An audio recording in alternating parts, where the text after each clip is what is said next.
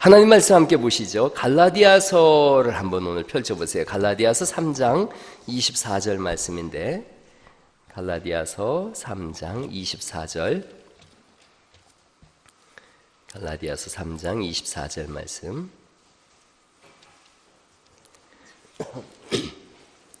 갈라디아서 3장 24절.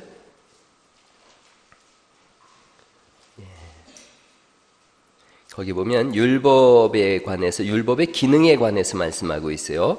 율법의 기능이 뭐냐 하면 3장 24절 같이 읽어보시죠. 시작. 이같이 율법이 우리를 그리스도께로 인도하는 초등교사가 되어 우리로 하여금 믿음으로 말미암아 의롭다함을 얻게 하려 함이라. 아멘. 어떤 말씀이냐면, 옛날에는 이게 성경이 개역 한글에는 몽학선생이라고 표현을 했었어요. 그래서 율법이 우리를 그리스도에게로 인도하는 몽학선생이 됐다, 그렇게 말씀하고 있고, 개역 개정에는 초등교사가 됐다, 이렇게 말씀하세요. 이런 거예요. 과거에는 그 지체 높으신 집안의 자제분들이 서당을 갈 때, 공부하러 학교를 갈 때는 그 하인이 이렇게 인도해 줬다 그래요. 인도해서 학원까지, 학교까지 인도해 줬다 그래요. 그걸 몽학선생이라고 표현을 했었어요. 근데 이제 초등교사라고 말씀이 바뀐 거죠. 그 율법이 어떤 역할을 하느냐, 우리로 하여금 하나님께로 가게 하는 그런 초등교사, 몽학선생이 되어졌다라고 성경이 말씀하세요. 율법을 주신 하나님, 그러니까 이런 겁니다. 계시라고 할 때, 계시는 열어준다, 이런 개념이에요. 열어주는데, 계시는 두 가지가 있어요. 일반 계시가 있고 특별 계시가 있습니다. 일반 계시는 흔히 우리가 알 수 있는 것들이에요. 볼 수 있는 거예요. 태양이 뜨고 또 달이 뜨고 바람이 불고 비가 내리고, 이런 것들을 보면서 머릿속에 하나님이 있겠다, 이런 생각을 하는 거예요. 즉 하나님이라고 표현하기는 못하고 그냥 사람들은 신이 있을 거다, 신이 있으니까 이런 일이 일어나지 않겠어? 이런 생각을 하는 거예요. 일반 계시로 알 수 있는 것은 신이 있으니까 이런 게 있지, 이런 생각을 하는 거예요. 그러니까 그걸 반대편에 서 있는 사람들은 우연히 생겨난 거다, 이렇게 얘기를 하는 거죠. 그러니까 진화론자들이 주장하는 것 중에 하나는 우연이라고 하는 거예요. 우연히 이렇게 생겨났다, 그런 거예요. 그런 것들에 대해서 요즘은 그렇게 주장하는 사람들이 별반 없으니까 그렇지만, 어쨌든 우연히 생겼다라는 개념이 이게 좀 너무 안 맞는 게, 이 사람이 이게 어떻게 우연히 이런 존재가 될 수 있는가 하는 거예요. 이 사람이 얼마나 엄청난지 아시죠? 겨울에 따뜻하라고 머리카락도 이렇게 있는데, 머리카락은 계속 자라요. 눈썹은 일정 이상 자라면 안 자라요. 저는 이게 염색을 저도 합니다. 염색을 한 달에 한 번씩 하는데, 이게 자꾸 자라니까 흰머리가 자꾸 여기 올라오는 거예요. 그래서 염색을 하면 또 자라고 하는 걸 알죠. 눈썹은, 눈썹 염색해 하세요, 여러분? 저는 눈썹 염색을 해요. 눈썹이 거의 하얘요. 그래서 제가 언제 한번 눈썹 염색 안 하고 한번 보여드릴게요. 눈썹이 되게 하얘요. 그래서 계속 뽑았더니 그 미용사가 그러더라고요. 목사님, 눈썹 뽑으면 다시는 안 나요, 그러더라고요.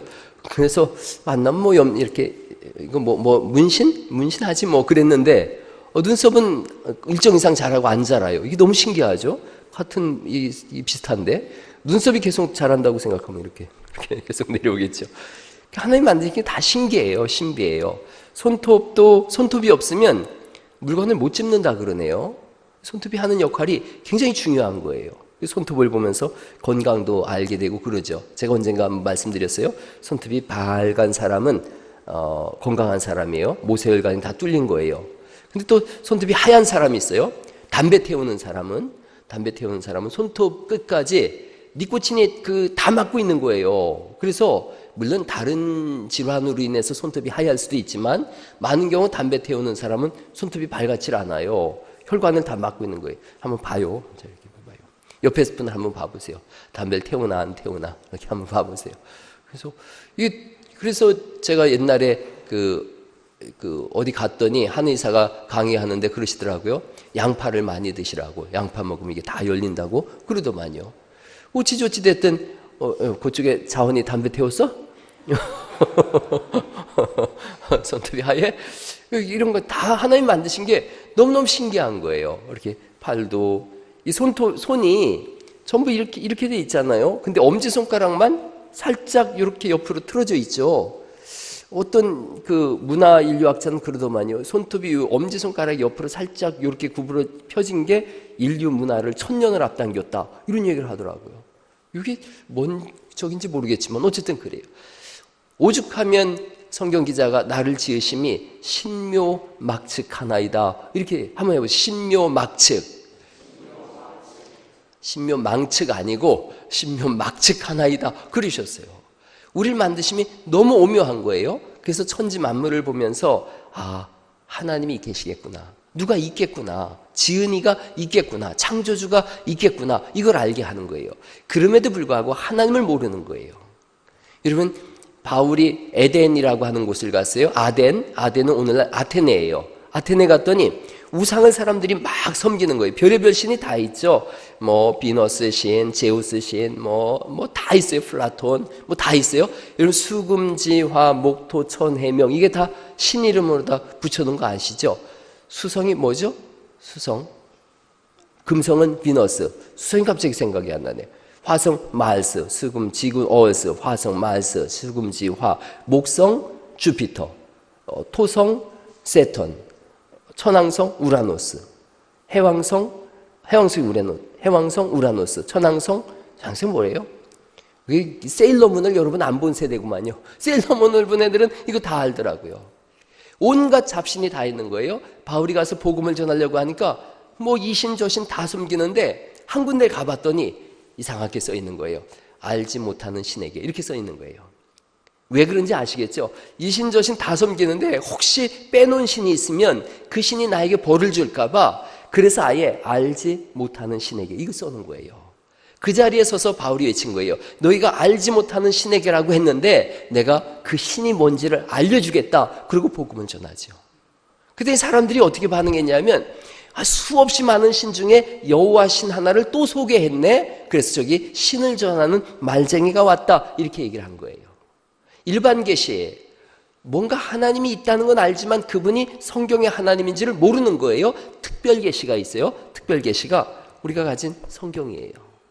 이 특별 계시를 통해서는 하나님이 세상을 지으신 분이 누구며 우리를 창조하신 분이 누군가 이걸 알려주고 있다는 거죠. 일반 계시 한계를 가지고 있는데 그 일반 계시 한계를 넘어선 게 특별 계시인 거예요. 그 특별 계시는 그래서 성경이라고 말씀하고 있고 성경은 구약과 신약으로 나뉘어지죠. 구약은 몇 권으로 이루어져 있어요? 39권으로 이루어져 있고 신약은 27권으로 이루어져 있어요. 구약은 메시아 대망 사상을 담은 거예요. 메시아가 온다. 그리스도 메시아가 오면 하나님 나라가 이루어지는데 그때에 걷지 못하는 분은 걷게 될 거고 못 보는 분은 보게 될 거고 또 죽은 자는 살아날 거고 뱀 어린아이가 독사굴에 손을 넣고 장난쳐도 물지 않는 나라고 어린 양이 곰과 뛰어노는 그런 나라가 올 거다. 그 하나님 나라에 대해서 성경이 계속 구약에 말씀하고 있어요. 그리고 신약 시대가 왔어요. 너희가 기다리는 메시아가 바로 왔다. 그분이 누구라는 거예요? 예수님이시라는 거예요. 메시아이신 예수님이 오셨다. 그러니 누구든지 영접하는 자, 곧 그 이름을 믿는 자들에게는 하나님의 자녀가 되는 권세를 주셨다. 요한복음 1장 12절 말씀이죠. 그리고 요한복음 3장 16절은 우리가 너무나 잘 아니까 같이 한번 해볼까요? 시작. 하나님이 세상을 이처럼 사랑하사 독생자를 주셨으니 이는 저를 믿는 자마다 멸망치 않고 영생을 얻게 하려 하심이니라. 이렇게 말씀하고 있는 거예요. 예수님이 오셨다는 거죠.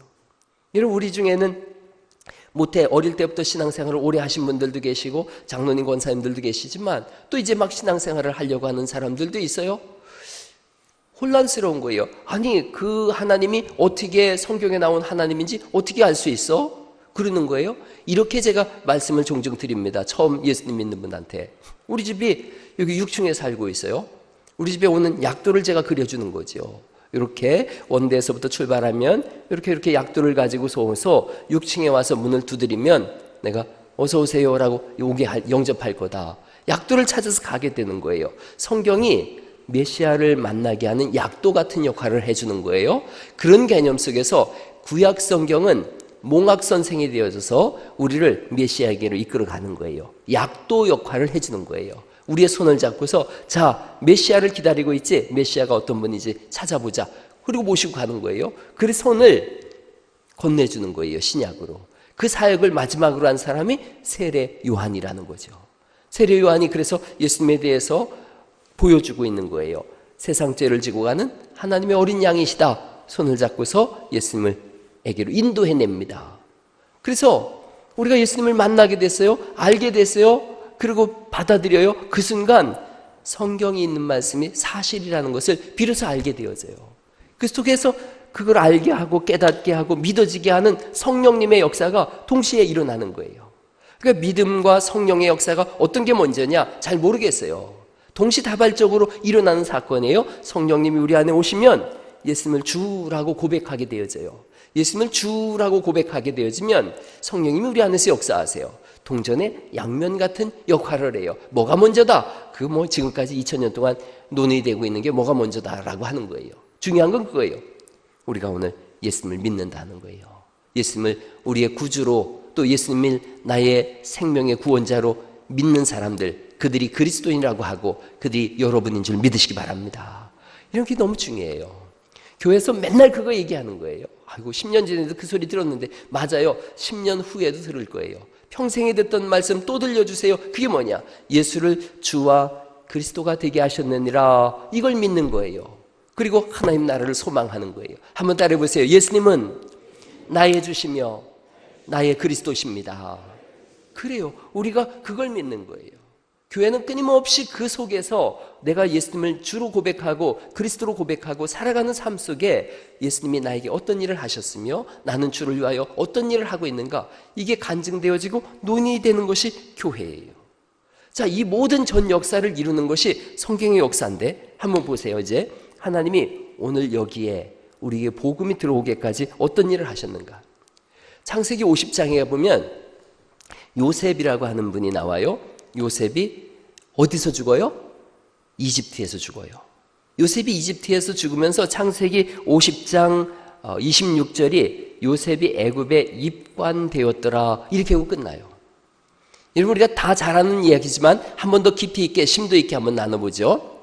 요셉을 형제들이 이집트로 팔았어요. 보디발의 집에 가서 하인 노릇을 하죠. 그런데 계속 성경이 하시는 말씀이 뭐냐면 하나님이 요셉과 함께 했다는 거예요. 하나님이 요셉과 함께 했더니 보디발이 보니까 눈부시게 뛰어난 사람이 된 거예요. 그 보디발의 부인이 보니까 요셉이 너무너무 잘생겼거든요. 그래서 요셉이 요셉을 유혹하죠.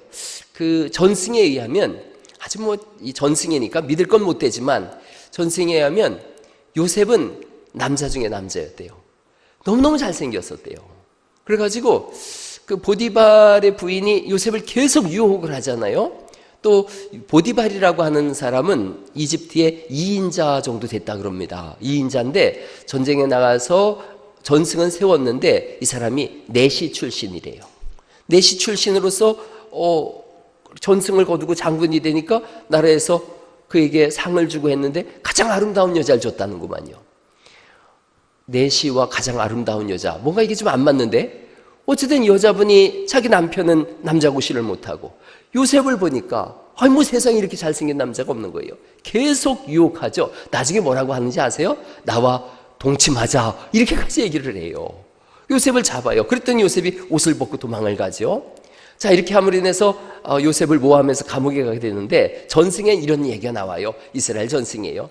동네 여자들이 보디발의 부인을 보고서 막 비웃었다는 거죠. 아니, 세상에 아무리 그렇다 그래도 몸종을 그렇게 유혹하다가 그리고 또 그걸 모함하고 그러냐 막 그랬다는 거죠. 그랬더니 보디발의 부인이 잔치를 열고 그럼 니들 다 와라. 그래가지고 잔치를 열고 동네 여자들을 다 초청한 다음에 그 앞에 포크하고 나이프를 놓고 요셉한테 서빙을 시켰대요. 그랬더니 요셉이 음식을 그렇게 쫙 지나가는데 얼마나 잘생겼는지 여자들이 저렇게 잘생긴 남자가 하면서 가슴을 치다 여럿이 죽었다라고 마지막에 그렇게 황당하게 끝나요. 이스라엘의 전승이에요. 넋을 놓고 가슴을 치면서 자기가 죽는 줄도 몰랐다. 그렇게 요셉이 잘생겼다. 이게 전승이라 그랬잖아요. 어쨌든 요셉이 감옥에 갔어요. 감옥에 갔는데 그 감옥에서도 하나님이 요셉과 함께 있어서 모든 그 간수장이 해야 될 재반 업무를 요셉이 맡게 되어지죠. 자, 그런 요셉, 그 나라의 2인자까지 올라갑니다. 그래서 자기 가족들을 다 불러내리죠. 가족이 올 때 70여 명이 내려왔어요. 고센 땅이라고 하는 곳에 뒀어요. 고센이라고 하는 곳은 풀이 많이 나는 지역이에요. 그래서 여기는 양치는 지역입니다. 이스라엘 사람들은 양을 치지만 이집트 사람들은 양치는 사람을, 옛날에 우리가 직업에 귀천이 있다 그럴 때 백정 취급하던 데가 있었죠. 그래서 백정이 사는 마을이 따로 있을 정도였는데 고센 땅이 그런 곳이었어요. 백정이 산다 이래가지고 이집트 사람들은 고센 땅을 가지 않았어요. 고센 땅에는 그러니까 이스라엘 백성들만 있는 거예요. 이들이 가나안 땅에 있었다면, 가나안은 황폐한 땅입니다. 1년에 2번 비 오는 곳인 거요. 거기서 그렇게 큰 민족을 못 이뤘을 거예요. 고센 땅에 왔어요. 양고기를 먹고 있어요. 육축을 키우는 거죠. 그러면서 잘 먹어요. 잘 살고 있어요. 그리고 이집트의 식민지 역할을 하지만 식민지로 살질 않죠. 그러니까 먹고 자고 아기 낳고 이랬어요. 그래서 400년 동안 70명이 내려왔는데 400년 뒤에는 400만 명 이상 되어집니다. 엄청난 기하급수적으로 민족을 이루게 되어져요. 이게 하나님이 하시는 일이에요. 그래서 오늘날의 신학자들은 이런 얘기를 하는 거예요. 이집트는 하나님이 쓰시는 이스라엘의 인큐베이터다, 이런 얘기를 합니다. 그 고생할 수 있는 땅인데 고난이 온 곳이에요. 고생 땅에서 고난이 왔어요. 그러나 그 고난 속에서 하나님은 한 민족을 이뤄내세요. 그래서 그런 말도 하는 거예요. 고난에는 하나님의 뜻이 있다, 이런 거예요. 고난에는 하나님이 키워내시고자 하는 그런 일들이 있는 거예요. 오늘 새벽에 제가 고난에 관한 설교를 했어요. 시편 119편에 보면 64절 말씀부터 내가 고난 당하기 전에는 그릇 행하였더니 고난을 당한 후에야 내가 하나님의 말씀 앞에 섭니다 라는 그런 말씀이에요. 인생 속에 고난이 오면 생각하세요. 하나님이 뭔가 놀라운 일을 하시려고 하는구나.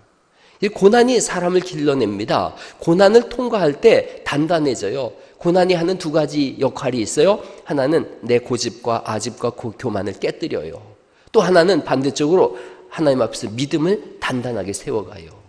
이스라엘 사람들이 고센 땅에서 하나님만 바라보는 거예요. 신앙이 단단해진 거예요. 그러면서 종살이를 하고 있어요. 아, 내 삶이 하나님 없이는 아무것도 아니구나, 이걸 알게 하는 거예요. 여러분, 고난 없는 인생이 없어요. 제가 아침에 그런 간증했는데, 저는 이렇게 어릴 때 편안하게 산 것 같아요. 그런데 여러분, 목사니까 우리 목사님 고난 없이 그러죠? 그렇지 않아요. 우리 아들 녀석이 저 어릴 때 그랬어요. 저한테 목회해야 되겠다 그랬어요. 그래서 제가 너무 좋아가지고, 왜? 어떻게 은혜를 받았냐? 그랬더니 그게 아니라 아빠가 하는 거 보니까 너무 쉬워 보여 그러더라고요. 그러더니 좀 나이가 들었어요. 철 좀 들더니 목회 안 하겠다는 거예요. 그래서 왜? 뭐 또 시험 들었냐? 그랬더니 아니, 아빠가 하는 걸 보니까 되게 어려워 보여 그러더라고요. 그럼요, 쉬운 게 하나도 없어요. 목회도 제가 그런 생각을 하고 해요. 여러분, 제가 설교를 꼭 이렇게 잘 작성을 하고 이렇게 조율을 하고 그러는데 이런 생각을 제가 하거든요. 누구든지 할 수 있는 거라면 그러면 나도 하지 뭐, 이런 생각 안 들게 하자. 이게 교만한 얘기가 아니라 제가 열심히 준비한다는 거예요. 그래서 그래, 저 정도는 해야 목사하지, 그 소리는 나게 해야 되지 않겠나, 성도들에게. 그 정도 설교면 나도 해, 이런 얘기는 안 나오게 해야 되겠다, 이런 생각을 하는 거예요. 여러분, 이거를 여러분들에게도 그대로 대입을 하세요. 대입을 하셔서 이제 장로님들도 오늘 생각하세요.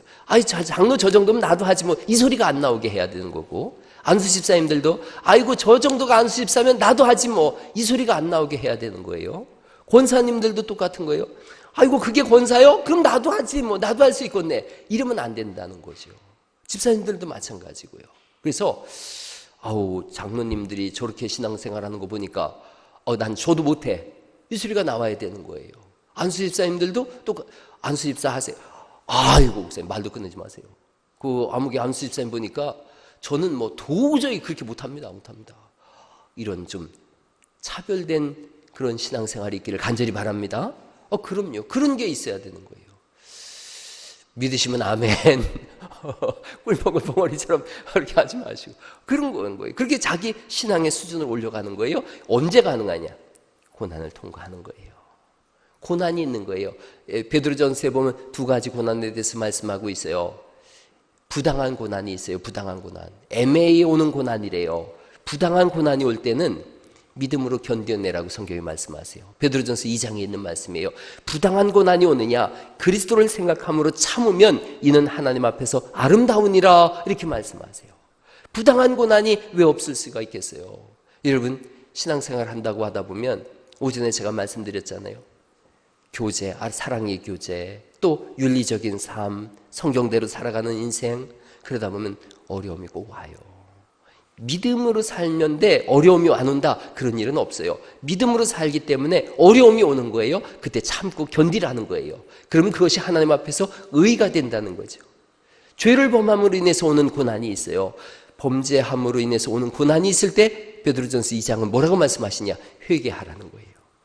하나님 앞에서 회개하는 거예요. 두 가지 딱 아주 쉽게 결론이 나요. 애매한 고난이 오느냐? 하나님을 생각함으로 참아라. 너가 죄를 범함으로 인해서 오는 고난이냐? 회개하라. 이걸 말씀하세요. 고센 땅에서 이들은 고난을 당해요. 단단한 민족이 되어지고 하나님이 택한 선민이 되어져요. 출애굽기 1장으로 넘어가 보니까 요셉이 죽었어요. 그리고 하나님을 알지 못하고 요셉을 알지 못하는 새로운 왕이 나타났어요. 새 왕조가 들어선 거예요. 그러자 이스라엘 백성들을 본격적으로 핍박하기 시작해요. 핍박하니까 이들이 부르짖어요. 누구한테 부르짖느냐가 출애굽기 1장에 되게 중요해요. 많은 근대적인 해석은 그렇게 해석했어요. 하나님께 부르짖었다. 그랬더니 하나님이 들으시고 하나님께서 모세를 준비시켜 주셨다. 아니에요. 성경에 가만히 텍스트를 잘 보면 이스라엘 백성들은 고센 땅에서 400년을 살면서 하나님을 잊어버렸어요. 그래서 하나님께 부르짖은 게 아니에요. 가만히 주어를 찾아보면 그 이집트 왕한테 부르짖어요. 우리에게 주는 노역이 너무 심합니다. 우리의 일을 좀 줄여주세요. 이렇게 왕한테 부르짖어요. 그런데 누가 들으시는가? 하나님이 들으세요. 그리고 모세를 준비시키시죠. 여러분 잘 아시다시피 이제 모세가 태어났을 때 사람들이 왕이 2살 이하의 아이는 다 죽이라. 그래서 모세를 죽이려고 할 때 모세 어머니 요게벳이 베르다가 나일 강가에 띄워요. 이 모든 것들 속에서 제가 오늘 전하려고 하는 것은 구원의 역사가 어떻게 이루어지는가에 대한 전반적인 부분이에요. 전반부예요. 모세를 강에 띄우죠. 그 이집트 왕의 딸이 결혼을 했는데 아기가 없어요. 그러면 이 사람들은 어떻게 하느냐면 우리는 옛날에 아기 없으면 어디 가서 빌어요? 선왕당신에서 비나이다 비나이다 하고 아기를 달라고 그러고 그러죠. 이 사람들은 나일강에 가서 빕니다. 나일강이 아기를 주는 것이다, 이렇게 생각해요. 나일강에 가서 목욕을 하는 거예요. 자, 그런데 어디선가 울음소리가 나요. 보니까 갈대상자에서, 갈대상자가 히브리어로 테바예요. 테바. 그게 노아의 방주하고 똑같은 이름으로 노아의 방주도 테바로 쓰였어요. 둥둥 떠내려와요. 아기 울음소리가 나요. 건져봤어요. 그랬더니 너무너무 잘생긴 모세가 거기 딱 있는 거예요. 물에서 건졌다라는 뜻이 모세인데, 그러자 나일강의 이 이집트의 공주는 단순하게 생각하는 거죠. 아기를 달라고 강에 왔는데 아기가 내려왔거든요. 그러니까 하나님 주신 아기다, 신이 준 아기다, 데리다가 키우게 되는 거예요. 모세가 40살까지 컸어요. 여기서 이제 제가 결론으로 한번 내려보고서 다음 주에 이어갈 텐데, 여러분 40살까지 왕궁에서 컸어요. 그리고 광야로 나갑니다. 사람을 죽이고 광야로 나가서 40년을 또 기다리죠. 양치기를 하죠. 80세가 됐어요. 그러고 그가 하나님의 종으로 세움을 받습니다. 많은 사람들이 이렇게 얘기를 해요. 모세가 80살에 하나님을 만났거든요. 그리고 하나님의 종이 됐을 때 모든 것은 싹 빼버리고 뭐라고 얘기를 하냐면, 그래도 모세에게 젖을 먹인 사람이 누구예요? 여기 그 어머니예요. 모세의 어머니예요. 모세의 어머니가 무릎에서 젖을 먹이면서 7살 정도까지 보통 유모가 키우거든요. 7살까지 하나님에 대해서 전해주고 신앙교육을 시켰다. 그래서 어릴 때 신앙이 이렇게 평생을 끝내는 끌고 간다, 이렇게 해석을 해요. 아무리 눈을 씻고 성경을 봐도 그런 내용은 없어요. 여러분, 그렇게 위로를 받으려고 그러면 안 돼요. 초등학교 전에 7살, 8살 때 신앙교육을 했지만 그가 중학교, 고등학교, 대학교를 가면서 하나님을 떠났다. 그러나 어릴 때 신앙이 그의 장년부를 결국은 결정질 거다. 전혀 그런 건 근거가 없어요. 근거 없는 내용이에요. 모세의 어머니가 모세에게 6살, 7살 때까지 신앙교육을 시켰을 수도 있고 젖을 먹였으니까 그랬을 수도 있지만 아니요. 모세는 하나님에 대해서 전혀 몰랐어요. 여러분, 하나님께서 나타나셔서 모세야 모세야 부를 때 뉘시나이까 그러죠. 네가 선 곳은 거룩한 곳이니 신발을 벗으라 그러고 나는 여호와 하나님이다. 내가 너를 보내겠다. 끝까지 안 간다 그러죠. 나는 말을 할 줄 모릅니다. 나는 늙었습니다. 나는 거기 못 갑니다. 보낼 만한 사람을 보내소서. 끝까지 안 간다 그래요. 왜 그러냐? 하나님이 누군지를 모르는 거예요. 이유는 단순해요. 왕궁에서 자랐거든요. 왕궁에서 자라면 왕궁의 교육을 받아요. 왕자의 교육을 받아요. 왕자의 교육이 뭐냐? 제사 지내는 거예요. 우상에게 제사 지내는 거예요. 그 이집트가 섬기는 신에게 제사 지내는 훈련을 하는 게 뭐냐? 그게 왕이 하는 공부예요. 모세는 40년간 그 왕자의 교육을 받은 사람이에요. 하나님에 대해서 전혀 몰랐어요. 그리고 광야 40년을 지냈는데 광야 40년 지내는 동안에 그의 장인이 이름이 뭔지 혹시 아세요? 그의 장인은 이드로라고 나와요. 이드로는 이름이 아니에요. 이드로는 우상을 섬기는 제사장의 이름이에요. 그러니 이집트에 있을 때 40년은 이집트 신을 섬겼어요. 광야에 있을 때 40년은 우상을 섬겼어요. 그게 모세 80년이에요. 그가 80살 됐을 때에 하나님이 그를 만나세요. 그를 찾아오세요. 그걸 복음이라고 하는 거예요. 하나님이 찾아오셔서 자신을 계시하세요. 내가 바로 하나님이다. 내가 바로 너희 백성을 구원해낼 자다. 이걸 계시하세요. 그게 복음이에요. 모세가 한 일은 우상 섬기는 것밖에 없었어요. 제가 지난 수요일 날 그런 설교했어요. 아브라함이 한 일이 뭐냐? 우상 섬기는 게 전부였다고. 모세가 한 일이 뭐냐? 80살까지 우상 섬기는 게 전부였어요. 그런데 그를 찾아오시고 아브라함에게는 믿음의 조상이 되게 하시고 모세에게는 가장 위대한 선지자가 되게 하세요. 여러분, 우리에게도 똑같이 하시는 거예요. 우리의 인생 80년, 우리의 인생 전체 중에 어떤 부분이 어느 정도가 하나님 앞에 어떻게 드려졌는지 잘 몰라요. 전 잘 몰라요. 그런데 중요한 건 그거예요. 하나님께서 때를 따라서 찾아오시는 거예요. 그리고 만나주시는 거예요. 복음을 듣게 하시는 거예요. 그리고 하나님의 사람으로 세워가시는 일을 하시는 줄 믿으시기 바랍니다. 하나님은 철저히 일반 계시와 특별 계시라고 말씀드렸잖아요. 자기를 드러내시는 분이세요. 여러분, 세상에 어떤 우상이 자기를 드러내는 우상은 없어요. 부처가 말했다 뭐 이렇게 그런 거 없어요. 근데 하나님은 말씀하세요. 자기를 계시하세요. 내가 하나님이다 이렇게 하세요. 이 당시에 이집트 사람들이 섬기던 신은 단순했어요. 바다에는 바다의 신이 있고 산엔 산의 신이 있고 들엔 들의 신이 있다. 이렇게 각기 다스리는 영역이 있다라고 생각했어요. 또 1등 신이 있고 2등 신이 있고 꼴찌 신이 있고 그렇게 믿었어요. 그 그노시스트 영지주의자들은 뭐라고 주장하냐면 신들 중에 맨 꼴찌 신이 누구냐? 그게 여호와 신이라고 해요. 그게 영지주의자들이에요. 그런데 이집트 사람들도 여호와 신에 대해서 전혀 몰랐어요. 여호와 하나님에 대해서. 그들은 자기들이 섬기는 신에 대해서만 생각한 거예요. 태양신이에요. 태양신이 전체를 다스린다고 생각했어요. 그런데 모세가 여호와 하나님을 만났어요. 여호와 하나님이 모세하고 하는 대화를 잘 생각해 보세요. 하나님 뭐라고 말씀하시냐면 모세에게 말씀하고 있거든요. 모세는 하나님에 대해서 불신하게 되어집니다. 여호와 하나님에 대해서. 이 신은 별 볼 일 없는 신이네. 왜냐하면 신쯤 되어지면, 높은 신쯤 되어지면 이집트 황제하고 왕하고 대화를 해야 되거든요. 그런데 자기는 80살 된 노인이잖아요. 아무것도 없는 노인인데 자기에게 찾아와서 얘기를 하거든요. 이 신은 힘이 없는 신이네. 별 볼 일 없는 신이네. 안 가야 되겠다. 이렇게 생각하는 거예요. 거기다가 여호와 하나님이 더 기가 막힌 말씀을 하세요. 뭐라고 말씀하시냐면 나 안 가겠습니다. 나 못합니다. 그랬더니 너 보고 하라는 게 아니야. 내가 할게. 여기서 모세는 완전히 멘붕이 온 거예요. 아니 뭐 자기가 한다고? 이집트의 신은 왕을 시키고 백성을 시키고 시키는 신인데 자기가 한다고?